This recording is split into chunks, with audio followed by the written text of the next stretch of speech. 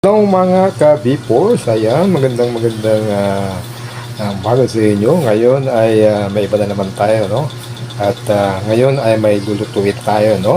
At ang lutuin natin ay yung upo na may sardinas. Ayan, sino ang nakakaulam lagi niyan? Ayan, kaya let's go. Huwag na natin patagalin pa mga ka-Vipors. Let's go! Ayan mga ka-Vipors, ang ingredient natin si bawang, sibuyas, kamatis, upo, ayan, ginayat-gayat, sardinas, ayan, patis, at syempre yung paminta. Kasama dyan yung tubig mga kabipors, no? Kailangan tubig talaga dyan. Ayan, at mag-ano tayo ng mantika, no? Magpapainit na tayo at maglalagay na tayo. Pasindihan muna natin yung ating stove para syempre hindi maluluto yan kung walang ayan. At maglalagay na tayo ng mantika mga kabipos. At medyo painitin muna natin. At siyempre ang unang ilalagay natin dyan ay yung bawang. Ayan. Sarap ng bawang na yan. Oh. Ayan. At mapababa ng cholesterol. No? High blood. No? Ayan. At siyempre yung sibuyas natin. Ayan. Sunod natin ang sibuyas. Ayan, para kumpleto ang ating ricado. Ay susunod natin dyan mga kabipos ay siyempre yung kamatis, no? Ayan, medyo halu-haluin muna natin para medyo maluto ang sibuyas at bawang.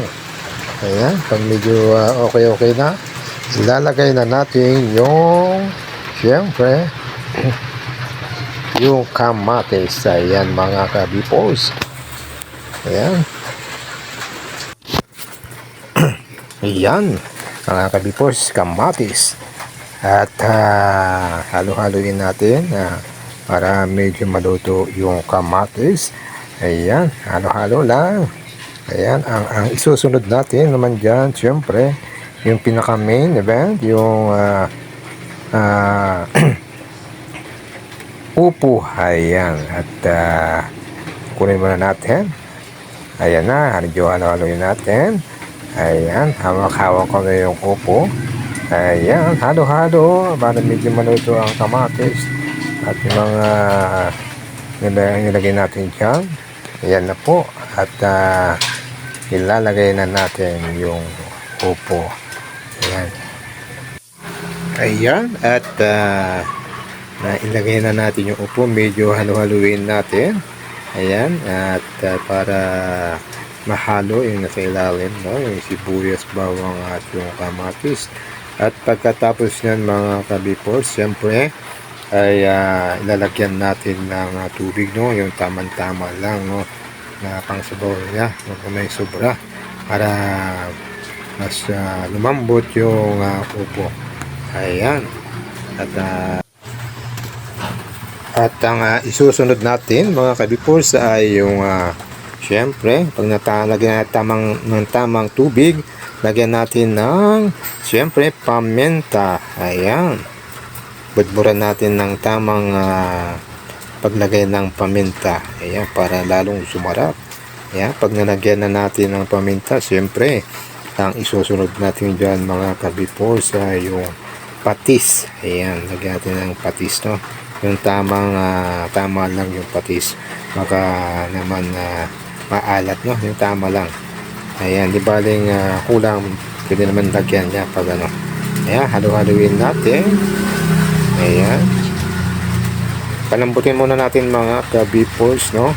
Ayan, takpan natin maya tapos pag medyo malambot na, isunod natin yung sardinas. Yan, takpan muna natin at medyo palambutin natin, tapos nyan lagyan na natin ng sardinas. Ayun, sarap nyan mga kabipos. At konting-konti na lang at matatapos na yung ating pagluluto ng upo. Ayan, at medyo ulit natin konti. Ayan, at pagkatapos nyan, takpan natin, palambutin natin medyo palambutin natin ng upo. Ayan, Pagkatapos niyan, alam nyo na yung kasunod. Siyempre, di ba? Ayan, at sigurado, sure na sure. Ayan na, tinikman na ni B-Force 99. Ayan, di ba? Ang sarap.